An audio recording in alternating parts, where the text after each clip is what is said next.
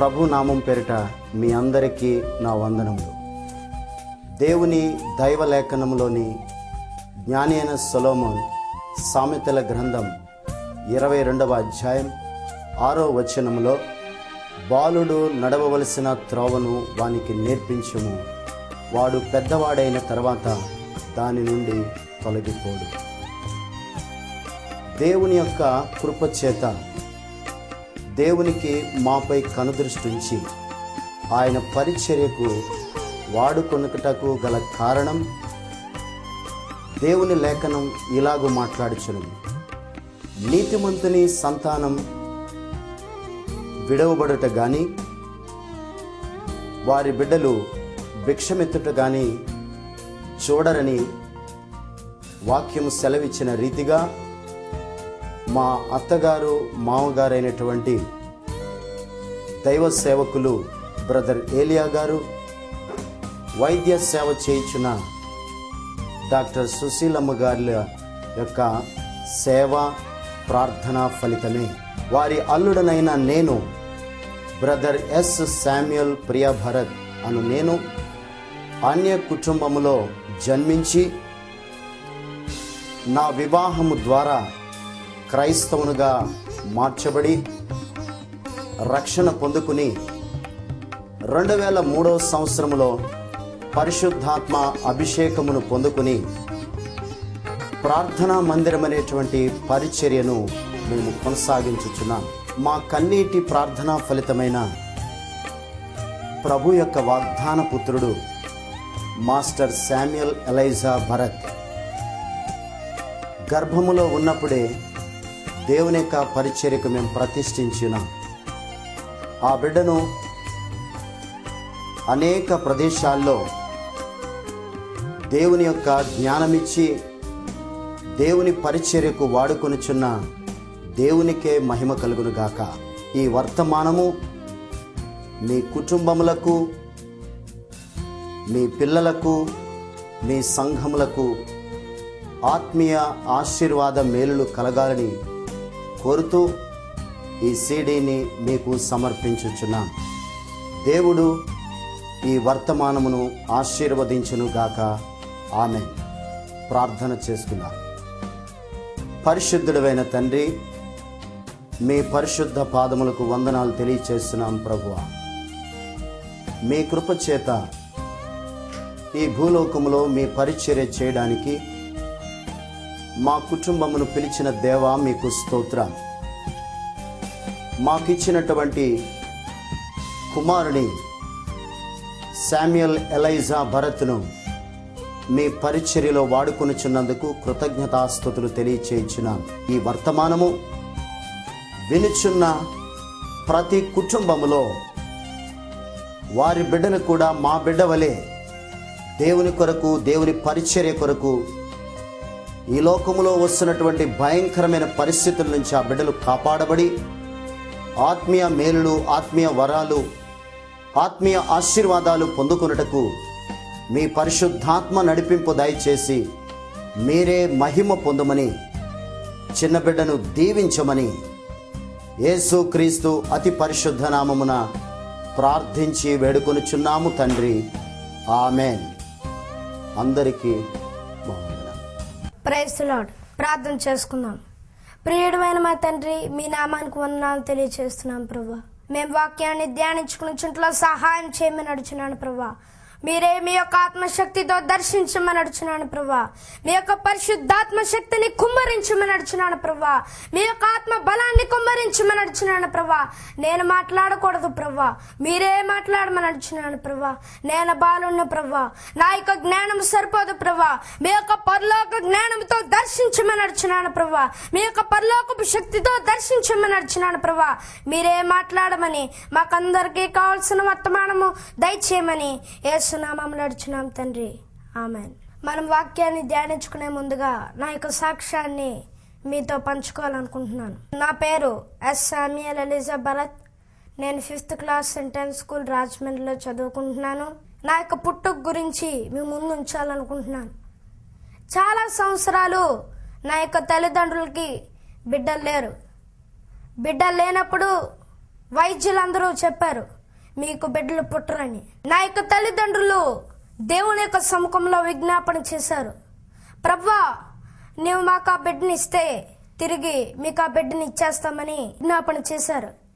విజ్ఞాపన చేసినప్పుడు నా యొక్క తల్లిదండ్రులకి నన్ను అనుగ్రహించారు. సాధారణంగా లోకమంతా చెప్తుంది 8వ నెలలో పుట్టిన బిడ్డలు బ్రతకరని, కానీ నేను 8వ నెలలో పుట్టానండి. 8వ నెలలో పుట్టినప్పుడు వైద్యులందరూ చెప్పారు ఈ యొక్క బిడ్డ బ్రతకడని. సమయం ఇచ్చేశారు. 24 గంటల్లో చనిపోతాడన్నారు, 48 గంటల్లో చనిపోతాడన్నారు, 75 గంటల్లో చనిపోతాడన్నారు. జరగలేదు. అయితే వైద్యులందరూ చెప్పారు ఒకవేళ మీరు చేస్తున్న ప్రార్థన బట్టి ప్రభు ఒకవేళ మీ ప్రార్థనలు విని ఈ యొక్క బిడ్డను బ్రతికించచ్చేమో గాని 2 కాళ్ళు రావన్నారండి. మళ్ళీ నా యొక్క తల్లిదండ్రులు దేవుని యొక్క సముఖంలో విజ్ఞాపన చేశారు, ప్రభువా నీ యొక్క సేవ చేయాలంటే 2 కాళ్ళు అవసరం అని చెప్పినప్పుడు ప్రార్థన చేశారు. వైద్యులు చెప్పిన రీతిగానే నేను చాలా సంవత్సరాలు నడవలేదండి. ఒకరోజు నేను లేచి నడిచాను. అప్పుడు నా యొక్క తల్లిదండ్రులు నన్ను దేవుని యొక్క సేవకి సమర్పించారు. అలాగే నేను కూడా దేవుని యొక్క సేవకి నేను కూడా జీవితాంతం మరణ పర్యంతం కూడా దేవుని యొక్క సేవ చేయాలనే తీర్మానం నేను కూడా చేసుకున్నాను. కాబట్టి మీరందరూ కూడా నా కోసం ప్రార్థన చేయండి. అదే రీతిగా టీవీలో ఎంటర్టైన్మెంట్ ఛానల్స్ పోగో జెటెక్స్ చిన్న పిల్లలందరూ వాటిని చూసి ఎంజాయ్ చేస్తూ ఉంటారు. నేను కూడా చిన్నప్పుడు చూసేవాడిని. నేను సేవ ప్రారంభించినప్పటి నుండి నేను తీర్మానం చేసుకున్నాను ఆ ఛానల్స్ చూడకూడదని. అప్పుడు తీర్మానం చేసుకున్నాను. ఇప్పుడు వరకు కూడా ఈ ఛానల్స్ ని నేను చూడలేదు. దేవుని యొక్క మహాకృపను బట్టి 4వ సంవత్సరం నుండి నేను వాక్య పరిచర్య చేయుచున్నాను. గడిచిన 3 సంవత్సరాలుగా ప్రభు నన్ను పబ్లిక్ మీటింగ్స్ లో నన్ను వాడుకుంటున్నారు. అదే రీతిగా మా ఇంట్లో కొన్ని రూల్స్ ఉన్నాయి. నేను ఉదయం లేవగానే ప్రార్థన చేసుకోవాలి, బైబిల్ చదువుకోవాలి, అప్పుడే ఏదైనా పని చేసుకోవాలండి. ఆ 2 లేకపోతే నాకు టిఫిన్ ఉండదండి. అలాగే ప్రతిరోజు ఉదయము రాత్రి కూడా కుటుంబ ప్రార్థన ఉంటుంది, ఫ్యామిలీ ప్రేయర్ ఉంటుంది. ఆ యొక్క ఫ్యామిలీ ప్రేయర్లో కూడా ఆ యొక్క ఉదయం అయితే ఆ యొక్క ఫ్యామిలీ ప్రేయర్ అవ్వాలి, నేను స్కూల్కి వెళ్ళాలి. నా యొక్క తల్లిదండ్రులు నన్ను దేవుని యొక్క క్రమశిక్షణలో పెంచుతారు. ఎందుకంటే వారు పెట్టే క్రమశిక్షణకి ఎవరు ఉండలేరండి. అంతగా క్రమశిక్షణ పెడతారు, కానీ అది నా మంచి గురించే. ఈరోజు నేను ఇలా వాక్య పరిచర్య చేయించున్నానంటే నా యొక్క తల్లిదండ్రులే కారణం. అదే రీతిగా నా యొక్క స్కూల్లో కూడా ఎప్పుడు 96% పాస్ అవుతాను. బాగా చదువుకోవడానికి కూడా ప్రభు నాకు ఆ యొక్క కృపను దయచేశారు. మేము రాజమండ్రిలో ప్రేయర్ హౌస్ అనే మందిరాన్ని ప్రారంభించాం. ఆ యొక్క మందిరం ప్రారంభించినప్పుడు ఇక్కడ చిన్న మచ్చ వచ్చిందండి. ఆ యొక్క మచ్చ వచ్చినప్పుడు మేము వైద్యులకు చూపించాం. వైద్యులందరూ చెప్పారు ఈ యొక్క వ్యాధి పేరు ఇంగ్లీష్లో విటిలిగో, తెలుగులో బొల్లి అని. నా యొక్క తల్లిదండ్రులు నేను దేవుని యొక్క సముఖంలో విజ్ఞాపన చేశాం, ప్రభువా ఈ యొక్క మచ్చ వచ్చిందంటే కేవలం నీ యొక్క మహిమ గురించి. నేను కూడా నా యొక్క తల్లిదండ్రులకు చెప్పేవాడినండి, ఒక రోజు ఈ యొక్క మచ్చ ఉండదు అని చెప్పేవాడిని. ఇక్కడ వరకు వచ్చిందండి. ఈ యొక్క మచ్చ మొత్తం బాడీ అంతా వచ్చేస్తుంది అన్నారు. ఇక్కడ వరకు వచ్చింది, మళ్ళీ తగ్గిందండి. ప్రభు ఇంకా ఎన్నో అద్భుత కార్యాలు నా యొక్క జీవితంలో చేశారు. అదే రీతిగా ఎన్నో కార్యాలు ప్రభు నా యొక్క జీవితంలో చేసినందుకు నేను ఆయనకి కృతజ్ఞతాస్తుతులు తెలియజేస్తున్నాను. ప్రభు ఈ యొక్క చిన్న సాక్ష్యాన్ని దీవించును గాక. Praise the lord. ప్రార్థన చేసుకుందాం. ప్రియమైన మా తండ్రి, మీకు వందనాలు తెలియజేస్తున్నాం ప్రభువా. ఈ యొక్క రోజు మీ యొక్క సన్నిధిలో చేరడానికి సమయం ఇచ్చారు ప్రభువా, మీకు వందనాలు ప్రభువా. మేము వాక్యాన్ని ధ్యానించుకుని చుట్టూ సహాయం చేయమని నడుచున్నాను ప్రభువా. మీ యొక్క ఆత్మశక్తితో దర్శించమని నడుచున్నాను ప్రభువా. మీ యొక్క పరిశుద్ధాత్మ బలముతో దర్శించమని నడుచున్నాను ప్రభువా. నేను మాట్లాడకూడదు ప్రభువా, నేను నిలవబడకూడదు ప్రభువా, మీరే మాట్లాడమని నడుచున్నాను ప్రభువా. మీ యొక్క పరిశుద్ధాత్మగ్ని చేత నా యొక్క పెదవుల్ని, నా యొక్క నాలుకని కాల్చమని నడుచున్నాను ప్రభువా. మీరే మీ యొక్క పరిశుద్ధాత్మ శక్తితో దిగిరమ్మని నడుచున్నాను ప్రభువా. నేను మాట్లాడలేను ప్రభువా. మీ యొక్క పరలోక జ్ఞానము నాకు దయచేయమని అడుచున్నాను ప్రభా. మాకందరికీ కావలసిన వర్తమానం దయచేయమని, వింటున్న ప్రతి బిడ్డని కూడా మీ యొక్క ఆశీర్వాదంతో నింపమని అడుచున్నాను ప్రభా. బిడ్డలందరినీ దీవించి ఆశీర్వదించి కృపలో భద్రపరచమని యేసు నామములో అడుచున్నాం తండ్రి, ఆమేన్. ఈరోజు మనం ధ్యానించుకోబోయే అంశం మన యొక్క కుటుంబాల్ని దేవునిలో ఎలా కట్టుకోవాలి అనే అంశం మీద మనం ధ్యానించుకుందాం. బైబిల్లో ఉన్నటువంటి కొన్ని ఇంపార్టెంట్ అయిన ఇన్విటేషన్స్ గురించి మనం ధ్యానించుకుందాం. బైబిల్లో ఎన్నో రకాలైనటువంటి ఇన్విటేషన్స్ ఉన్నాయి. మొట్టమొదటిగా పర్సనల్ ఇన్విటేషన్ గురించి మనం ధ్యానించుకుందాం. ఆనాడు తండ్రి అయిన యెహోవా అబ్రహామును పర్సనల్గా పిలిచినట్లుగా చూస్తున్నాం. రెండవదిగా ఆనాడు మోషేని తండ్రి అయిన యెహోవా పర్సనల్గా పిలిచినట్లుగా చూస్తున్నాం. మూడవదిగా ఆనాడు ఇర్మియాని తండ్రి అయిన యెహోవా పర్సనల్గా పిలిచినట్లుగా మనం చూస్తున్నాం. రెండో ఇన్విటేషన్ని మనం చూద్దాం, ఫ్యామిలీ ఇన్విటేషన్. ఆనాడు తండ్రి అయిన యెహోవా కుటుంబపరంగా పిలిచినట్లుగా చూస్తున్నాం. ఆనాడు నోవహు యొక్క కుటుంబాన్ని తండ్రి అయిన యెహోవా పిలిచారు. నీవును నీ ఇంటి వారును ఆనాడు ఆదికాండంలో వ్రాయబడి ఉంది. నీవును నీ ఇంటి వారును వాడలోకి ప్రవేశించమని కుటుంబ పరంగా పిలిచారు. చివరిదిగా తండ్రి అయిన యెహోవా మొత్తం అందరికీ ఇన్విటేషన్ ఇస్తున్నట్లుగా చూస్తున్నాం. యావ ప్రపంచంలో ఉన్న ప్రతి బిడ్డకి ఇన్విటేషన్ ఇస్తున్నట్లుగా మనం చూస్తున్నాం. Universal invitation. మత్తయి సువార్తలో ఆనాడు యేసుక్రీస్తు ప్రభుల వారు ఇన్విటేషన్ ఇస్తున్నారు. ప్రయాసపడి భారం మోసుకుని చిన్న సమస్త జనులారా నా యొద్దకు రండి, నేను మీకు విశ్రాంతి కలుగజేతునని ఆనాడు యేసుక్రీస్తు ప్రభుల వారు అందరికీ ఇన్విటేషన్ ఇస్తున్నట్లుగా చూస్తున్నాం. పాత నిబంధన కాలంలో యెషయా ప్రవక్త ప్రవచిస్తున్నారు. దప్పిగొన్న వారులారా నా యొద్దకు రండి, దప్పిక తీర్చుకొనుడి అని ఆనాడు యెషయా ప్రవక్త ప్రవచిస్తున్నట్లుగా చూస్తున్నాం. ఇప్పుడు ఈ యొక్క ఇన్విటేషన్స్ అయిపోయినవి కనుక కుటుంబాల గురించి మనం ధ్యానించుకుందాం. బైబిల్లో ఎంతో మంది కుటుంబాల్ని దేవుడు పిలిచినట్లుగా చూస్తున్నాం. కొంతమంది కుటుంబాల్ని పిలిచి ఆశీర్వదించారు. కొన్ని కుటుంబాల్ని దేవుని యొక్క సన్నిధి వారి యొక్క కుటుంబంలో ఉన్నప్పుడు ఆ యొక్క కుటుంబాల్ని ఆశీర్వదించినట్లుగా మనం చూస్తున్నాం. అలాగే ఎన్నో రీతిలుగా ప్రభు ఎన్నో కుటుంబాల్ని ఆశీర్వదించారు. మొదటి కుటుంబాన్ని మనం చూద్దాం. ఆనాడు నోవహు యొక్క కుటుంబం మనం చూసినట్లయితే ఆనాడు నోవహు యొక్క కాలం నాటి ప్రజలు దేవునికి అవిధేయులై దేవునికి విరుద్ధమైన పాపాలు చేస్తూ జీవిస్తున్నారు. వారు దేవునికి విరుద్ధమైన పాపాలు చేస్తూ జీవిస్తున్నప్పుడు వారందరినీ చూసినప్పుడు తండ్రి అయిన యెహోవా పశ్చాత్తాపడుచున్నారు. నేను ఎందుకు ఈ యొక్క మానవుని సృష్టించానని పశ్చాత్తాపడుచున్నారు. వారందరినీ చూసిన కళ్ళు లేఖనాలు మాట్లాడుచున్నవి, ఆ దేవుని యొక్క కళ్ళు లోకమందంతటా సంచారం చేయుచున్నవని. వారందరినీ చూసిన కళ్ళు నోవహు యొక్క కుటుంబాన్ని చూసి, నోవహు యొక్క కుటుంబం మాత్రం నీతిపరంగా ఉంది, నిందారహితంగా ఉంది, దేవునితో కూడా నడుచుచున్నట్లుగా చూస్తున్నాం. ఎందుకు ఆ యొక్క కుటుంబాన్ని రక్షించడానికి అన్నాడు తండ్రి అయిన యెహోవా నోవహుకు ప్రత్యక్షమయ్యారు. వారిలో ఉన్నటువంటి క్వాలిటీస్ మనం చూద్దాం. ఆదికాండము 6వ అధ్యాయము 9వ వచనం మనం చదువుకుందాం. నోవహు వంశావళి ఇదే. నోవహు నీతిపరుడును తన తరం వాళ్ళ నిందారహితుడై ఉండెను. నోవహు దేవునితో కూడా నడిచినవాడు. ఆనాడు నోవహు యొక్క కుటుంబానికి ఈ యొక్క క్వాలిటీస్ ఉన్నట్లుగా చూస్తున్నాం. ఈ యొక్క క్వాలిటీస్ తో నోవహు యొక్క కుటుంబము దేవునిలో కట్టుకున్నట్లుగా మనం చూస్తున్నాం. ఆనాడు తండ్రి అయిన యెహోవా నోవహునకు ప్రత్యక్షమయ్యారు. నోవహునకు ప్రత్యక్షమై నీ కొరకును నీ యొక్క కుటుంబం కొరకును ఒక వాడును తయారు చేయమని చెప్పారు. ఆనాడు నోవహు దేవుణ్ణి ఏం ప్రశ్నించలేదండి. దేవుడు చెప్పిన మాటకి విధేయుడై ఆ యొక్క వాడు కట్టడం ప్రారంభించినట్లుగా మనం చూస్తున్నాం. ఆ యొక్క వాడు కట్టడం ప్రారంభించినప్పుడు ఆనాడు నోవహు ఇంజనీరింగ్ కాలేజీలో చదువుకోలేదండి. ఫండ్స్ ఇవ్వమని ఆనాడు దేవుణ్ణి ఏం ప్రశ్నించలేదండి. దేవుడు ఆజ్ఞాపించారు. ఆ యొక్క మాటకి విధేయుడై వాడు కడుతున్నారు. వాడు నిర్మాణానికి 120 సంవత్సరాలు పట్టింది.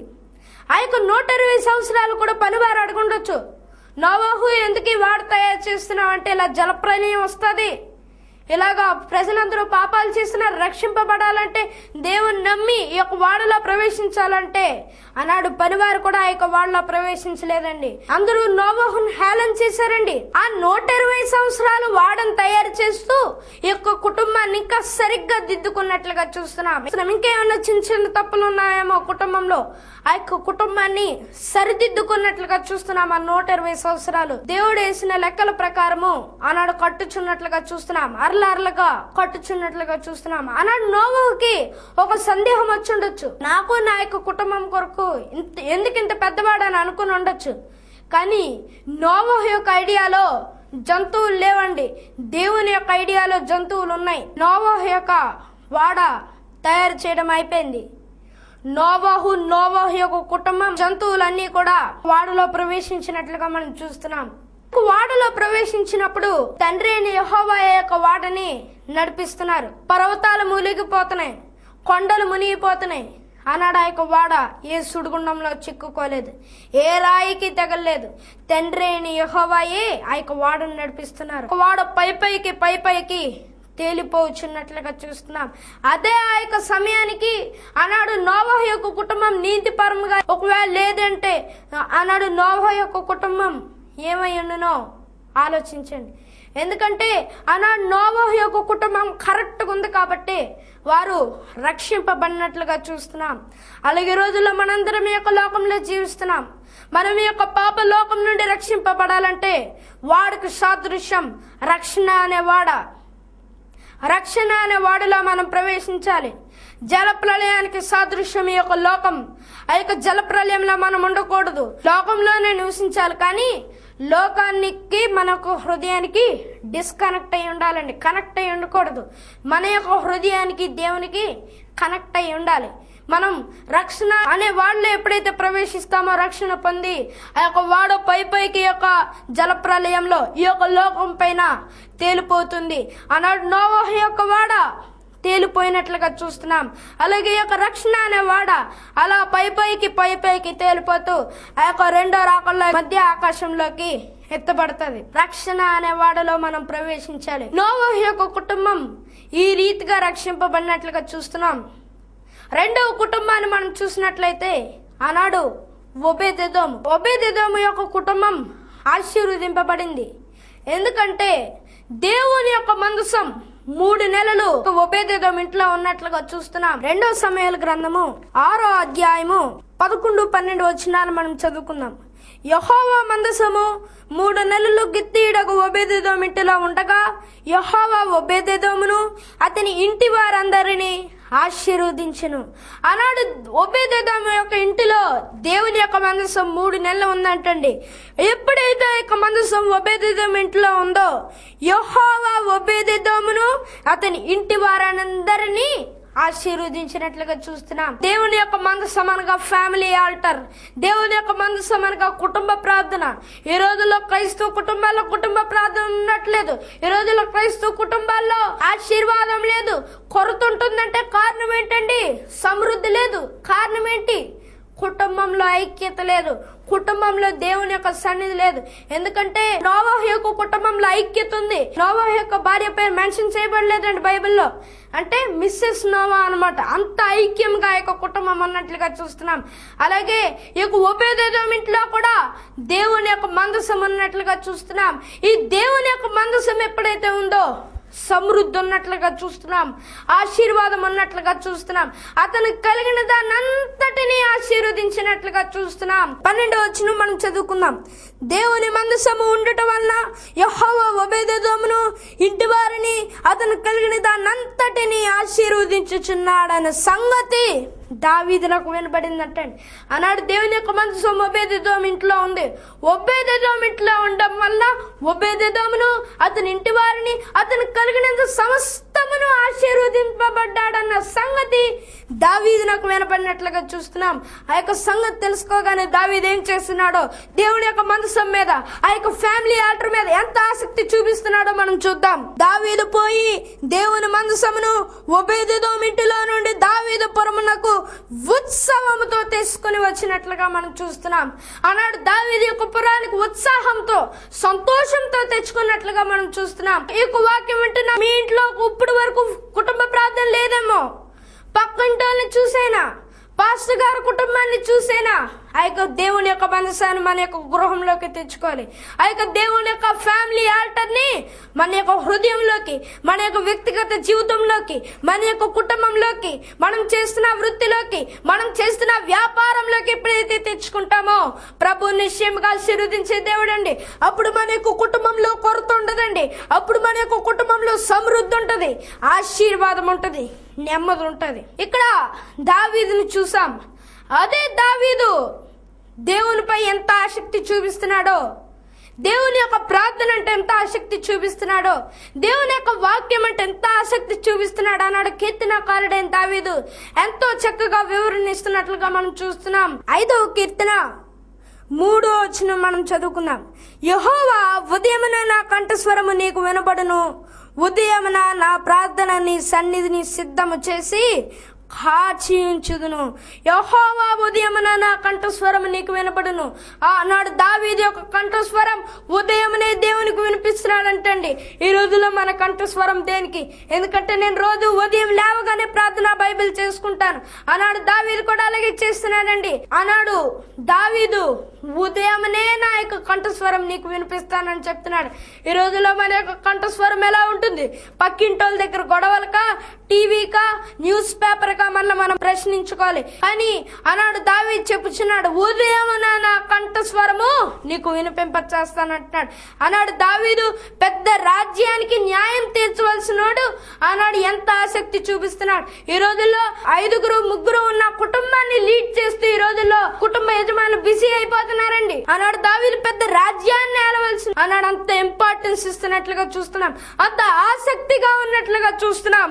ఉదయమున నా ప్రార్థన నీ సన్నిధిని సిద్ధము చేసి కాచి ఉంచుదును.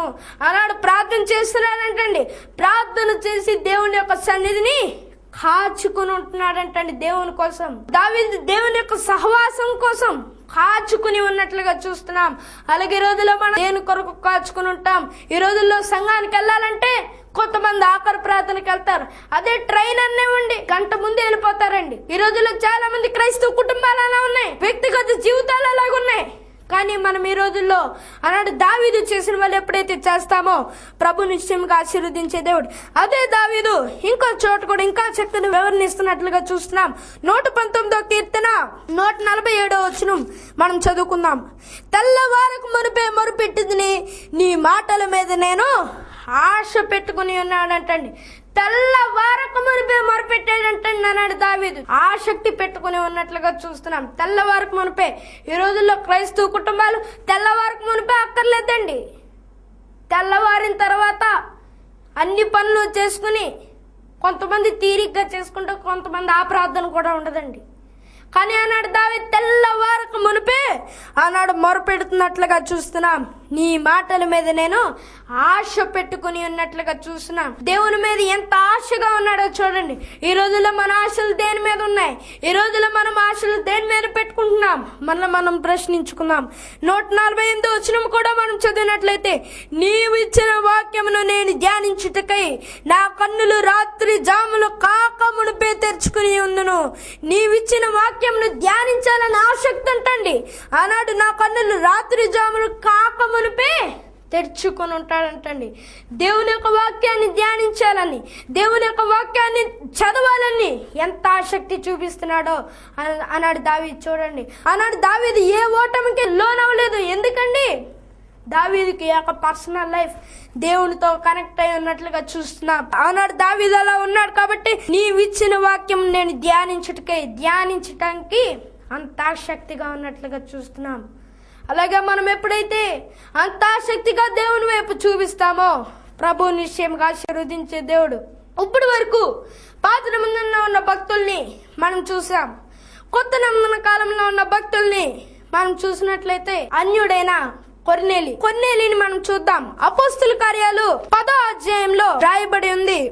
ఇటలీ పటాలం అనబడిన పటాలంలో శతాధిపతి యొక్క కొర్నేలి అన్యుడు. కానీ దేవుని యొక్క అటెన్షన్ ని కొర్నేలి మీద తెచ్చుకున్నాడు. ఎలా తెచ్చుకున్నాడు? దేవుని యొక్క హృదయాన్ని ఎలా ప్లీజ్ చేశాడు? కొర్నేలి యొక్క కుటుంబంలో ఉన్న కొన్ని క్వాలిటీస్ ని మనం చూద్దాం. ఆనాడు కొర్నేలి ఎంతో మంచి క్వాలిటీస్ గా ఉన్నట్లుగా మనం చూస్తున్నాం. అపోస్తుల కార్యాలు 10:2 మనం చదువుకుందాం.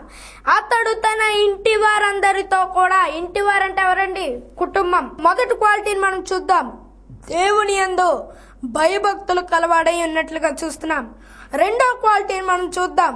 ప్రజలకు బహుధర్మం చేయించినట్లుగా చూస్తున్నాం. మూడవ క్వాలిటీ, ఎల్లప్పుడూ దేవునికి ప్రార్థన చేస్తున్నట్లుగా చూస్తున్నాం.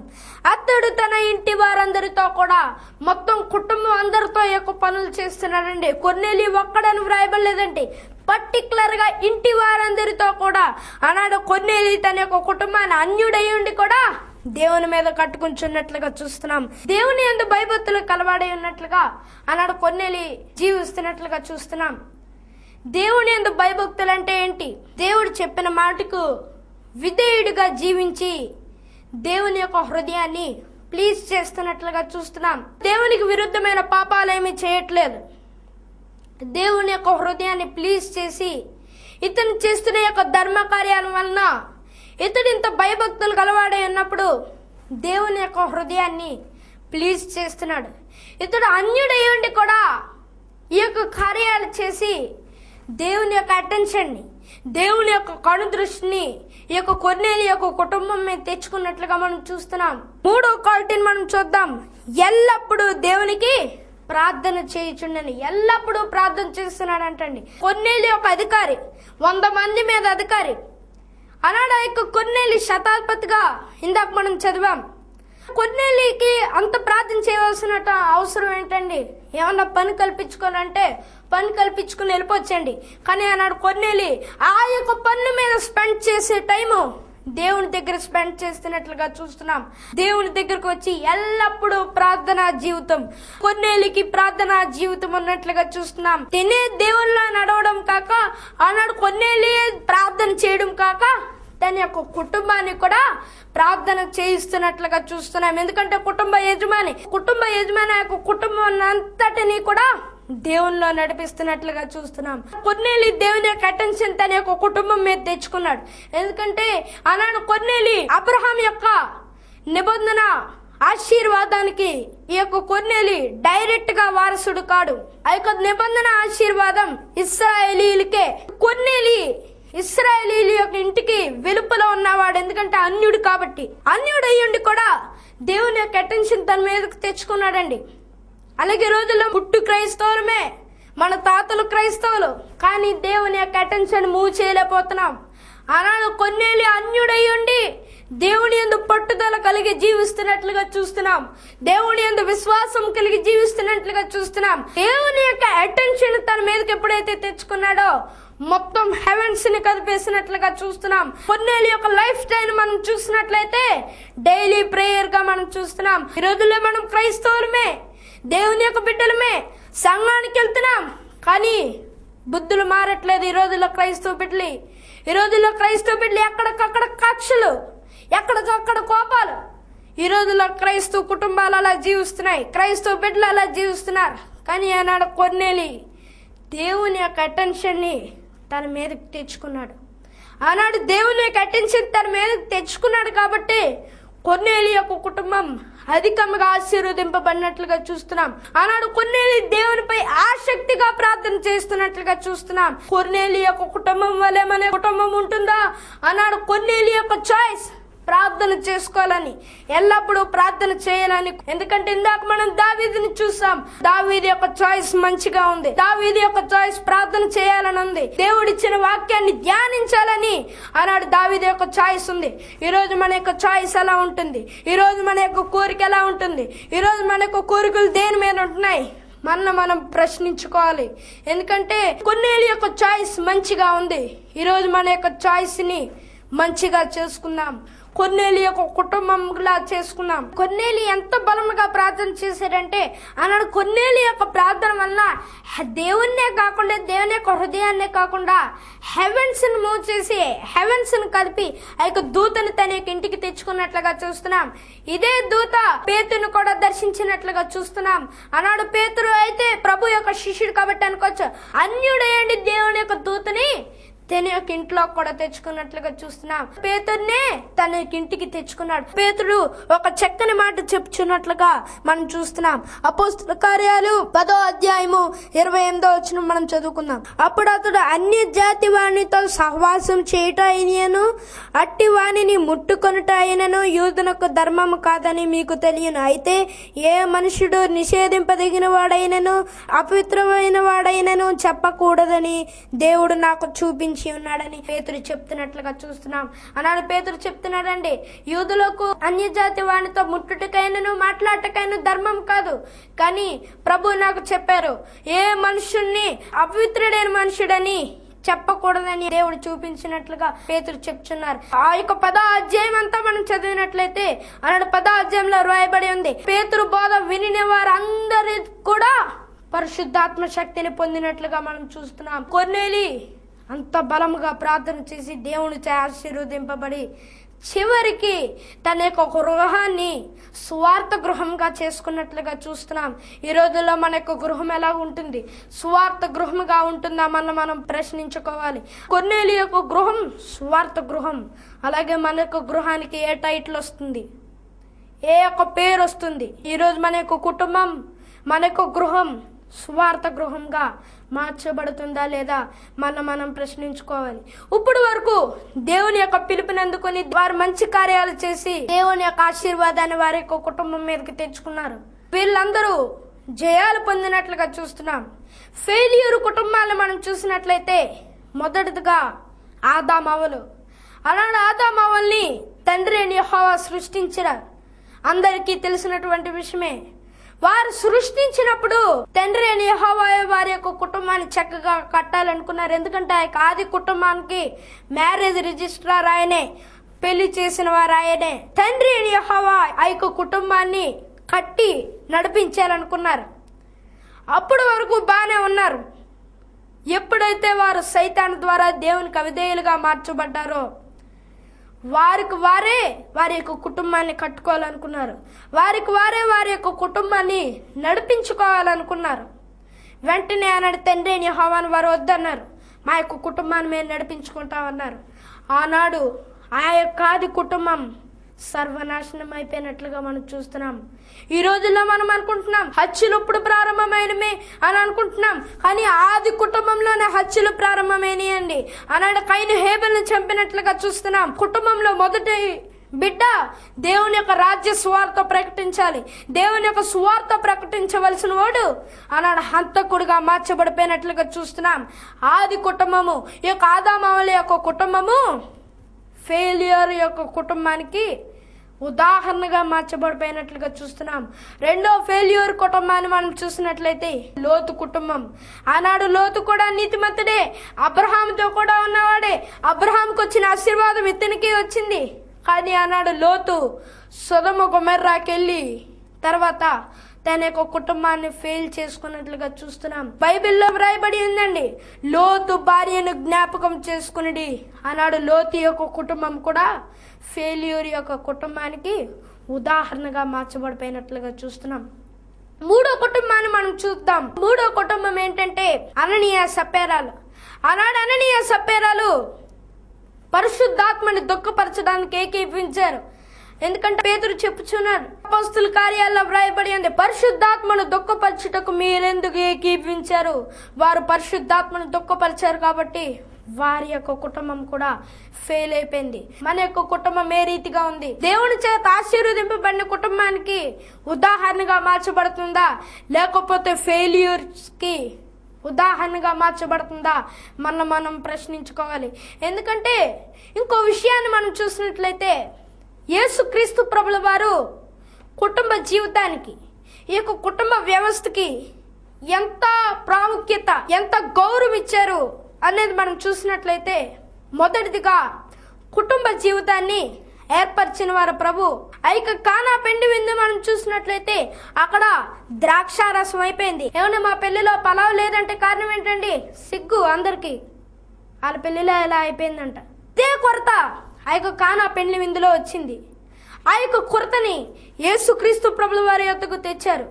యేసుక్రీస్తు ప్రభుల వారి యొద్దకు తెచ్చినప్పుడు యేసుక్రీస్తు ప్రభుల వారు ఏం చేశారంటే ఆ యొక్క కొరతని దీవెనిగా మార్చినట్లుగా చూస్తున్నాం. కుటుంబ వ్యవస్థకి గౌరవాన్ని నిలబెట్టినట్లుగా చూస్తున్నాం. ఆ పెండ్లి విందు అలా జరిగింది. కానీ ఈ రోజుల్లో పెండ్లి విందులు అయితే సాంబార్ లేకపోతే నీళ్ళు వేసేస్తారంట, అంతే అయిపోద్దండి. కానీ ఆనాడు ఆ యొక్క కొరతని గౌరవాన్ని నిలబెట్టారు. మూడవదిగా కుటుంబ జీవితాన్ని మహింపరిచిన వాడు ప్రభు. ఈ యొక్క కుటుంబ జీవితం రక్షణ అనే వాడిలో ఎప్పుడైతే ప్రవేశిస్తుందో కుటుంబ జీవితం ఆ మహిమలోకి, ఆ యొక్క పరలోకంలో యొక్క గొర్రెపిల్ల వివాహోత్సవంలోనికి ఒక కుటుంబ జీవితాన్ని తీసుకెళ్లి, ఎందుకంటే అక్కడ మహిమ ఉంటుంది, దేవుని యొక్క మహిమే కాబట్టి ఆ యొక్క మహిమలోకి ఈ యొక్క కుటుంబ జీవితాన్ని తీసుకెళ్తారు. ఇది కుటుంబ జీవితాన్ని మహింపరిచిన వాడు ప్రభు. ఒక్కసారి నోవహు యొక్క కుటుంబాన్ని గుర్తు చేసుకుందాం. ఆనాడు నోవహు యొక్క కుటుంబం నీతిపరంగా ఉండి ఆ యొక్క వాడులోకి వెళ్లి రక్షింపబడింది. అలాగే మన యొక్క కుటుంబం కూడా ఆ యొక్క రక్షణ అనే వాళ్ళలోకి వెళ్ళి ఎప్పుడైతే రక్షించబడుతుందో ప్రభు నిశ్చయంగా ఆశీర్వదించే దేవుడు. అదే రీతిగా మనం చూసినట్లయితే యెహోషువాని మనం చూద్దాం. ఆనాడు యెహోషువ ఒక చక్కటి తీర్మానం చేసుకుంటున్నట్లుగా చూస్తున్నాం. యెహోషువ 24వ అధ్యాయము 15వ వచనం మనం చదువుకుందాం. యెహోవాను సేవించుట మీ దృష్టికి కీడని తోచినాడలా మీరు ఎవరిని సేవించుదురో, నది అద్దరిని మీ పితరులు సేవించిన దేవతలను సేవించదురో, అమ్మోరీయుల దేశమందు మీరు నివసించుచున్నారే వారి దేవతలను సేవించుదురో నేడు మీరే కోరుకొనుడి. మీరు ఎవరిని సేవింపగోరినను నేనును నా ఇంటి వారును యెహోవానే సేవించదుము. ఆనాడు యెహోషువ చక్కటి డెసిషన్ తీసుకున్నట్లుగా చూస్తున్నాం. చక్కటి తీర్మానం చేసుకున్నాడు. నేనును నా ఇంటి వారును. యెహోషువ ఇంటి వారు అందరు బదులు డెసిషన్ చెప్పేశారు. అంతేగాని నేనును నా కుటుంబం వారు సేవిస్తారో లేదా అని లేదండి. నేనును నా యొక్క కుటుంబం దేవునిలో నడవాలనే ఆసక్తి యెహోషువలో ఉన్నట్లుగా చూస్తున్నాం. ఈ రోజు మన యొక్క డెసిషన్ ఏంటి? ఆయన ప్రశ్నిస్తున్నాను, నువ్వెవరిని సేవిస్తావు? మన యొక్క సమాధానం ఏంటి? మనం ప్రశ్నించుకోవాలి. ఆనాడు ఏలియాని మనం చూద్దాం. 1వ రాజులు 18వ అధ్యాయము 21వ వచనం మనం చదువుకుందాం. ఏలియా జనులందరి దగ్గరకు వచ్చి, ఎన్నాళ్ళు మట్టుకు మీరు 2 తలంపుల మధ్య తడబడుదురు? యెహోవా దేవుడైతే ఆయన్ని సేవించుడి, బయలు దేవుడైతే వాణ్ణి అనుసరించుడి. ప్రకటన చేయగా జనులు అతనికి ఒక్క మాటైనను పలుకకపోయిరి. ఆల్రెడీ ఏలియా చెప్తున్నాడండి, యెహోవా దేవుడైతే ఆయనను సేవించుడి, బయలు దేవుడైతే వాడిని సేవించడంటే ఒక్క మాట అయినను ప్రజలు ప్రత్యుత్తరమే లేదు. ఇక్కడ ఎగ్జాంపుల్స్ ఉన్నాయి. మన యొక్క కుటుంబాన్ని దేని మీద కట్టుకుంటున్నాం? మన యొక్క కుటుంబాన్ని దేవుని మీద కట్టుకుంటున్నామా, సాతాను మీద కట్టుకుంటున్నామా? మనం ప్రశ్నించుకోవాలి. సాతాను మీద కట్టుకుంటే మన యొక్క కుటుంబం అన్నాడు ఆదామవుల కుటుంబం వల్ల కొలాప్స్ అయిపోద్ది. ఆత్మీయ జీవితంలో దేవుని మీద మన యొక్క కుటుంబాన్ని ఎప్పుడైతే కట్టుకుంటామో ప్రభు నిశ్చయంగా ఆశీర్వదించే దేవుడు. ఆనాడు యెహోషువ తీసుకున్న డెసిషన్ మనం తీసుకోవాలి. ఈ రోజు మన యొక్క డెసిషన్ ఏమిటి? ఇంకా ప్రజల్లాగే ఒక్క మాట అయినా నువ్వు పలకక ప్రత్యుత్తరం ఏయట్లేదా? ఏం డెసిషన్ మనం తీసుకుంటున్నాం? మన యొక్క కుటుంబాన్ని దేవుని మీద కట్టుకోవాలన్న డెసిషన్ ఈ రోజు మనం తీసుకుంటున్నాం. దేవుని మీద మనం కట్టుకుందాం. మన యొక్క కుటుంబాన్ని దేవుని మీద కట్టుకోవాలి. మన యొక్క ఆత్మీయ జీవితం దేవుని మీద ఉండాలి. ఆ యొక్క బండ మీద ఉండాలి. ఆయన ప్రభు నిశ్చయంగా ఆశీర్వదించే దేవుడు. మనం ఎప్పుడైతే దేవునిలో మన యొక్క ఆత్మీయ జీవితం ఈ యొక్క కుటుంబాన్ని కట్టుకుంటామో ప్రభు నిశ్చయంగా ఆశీర్వదించే దేవుడు. అటువంటి ధన్యకరమైన జీవితం ఆ పరిశుద్ధాత్మ దేవుడు మనందరికీ అనుగ్రహించిన గాక. ఆమేన్. ప్రార్థన చేసుకుందాం. ప్రియుడైన మా తండ్రి, మీ యొక్క నామానికి వందనాలు తెలియజేస్తున్నాం ప్రభువా. ఈ యొక్క మంచి వర్తమానం ఇచ్చారు ప్రభువా, మీకు వందనాలు ప్రభువా. మేము కూడా మా యొక్క కుటుంబాన్ని మీలో కట్టుకోగలనట్టు సహాయం చేయమని వచ్చినాను ప్రభువా. యెహోషువ తీసుకున్నటువంటి డెసిషన్ మేము తీసుకోగలనట్టు సహాయం చేయమని వచ్చినాను ప్రభువా. ఆనాడు కొన్నేలి తీసుకున్నటువంటి చాయిస్ తీసుకోగలనట్టు సహాయం చేయండి ప్రభువా. ఆనాడు దావీదు తీసుకున్న చాయిస్ లాగా మా యొక్క చాయిస్ ఉండగలనట్టు సహాయం చేయమని వచ్చినాను ప్రభువా. మా యొక్క కుటుంబాన్ని మీలో కట్టుకోగలనట్టు సహాయం చేయమని వచ్చినాను ప్రభువా. వింటున్న ప్రతి కుటుంబాన్ని ఆశీర్వదించమని వచ్చినాను ప్రభువా. వింటున్న ప్రతి బిడ్డని ఆశీర్వదించమని అడుగుతున్నాను ప్రభా. ఒకవేళ మీ ఇంట్లో సమస్యలు ఉన్నాయేమో, ఒకవేళ మీ ఇంట్లో వ్యాధులు ఉన్నాయేమో, మీ ఇంట్లో ఇరుకు ఇబ్బందులు ఉన్నాయేమో, అప్పులు బాధలు ఉన్నాయేమో, ఈ క్షణమే మీరు ప్రార్థన చేయండి ప్రభా. వారికి ఏ సమస్యలు ఉన్నాయో మీరే దర్శించమని అడుగుతున్నాను ప్రభా. బిడ్డలందరినీ దీవించి ఆశీర్వదించి కృపల్లో భద్రపరచమని యేసు నామములో అడుగుతున్నాం తండ్రి, ఆమేన్. ప్రభు నామం పేట మీ అందరికీ నా వందనాలు. మా అడ్రస్ ప్రార్థనా మందిరం, brother Elijah doctor Sushila house, door number 2-43-3, Alcot Gardens, Rajahmundry. మా పిన్ కోడ్ నెంబర్ 533101. మీ ప్రార్థన అవసరతల కొరకు మమ్మల్ని సంప్రదించవలసిన ఫోన్ నెంబర్స్ 9849590298, 9490712423, 088324202982432020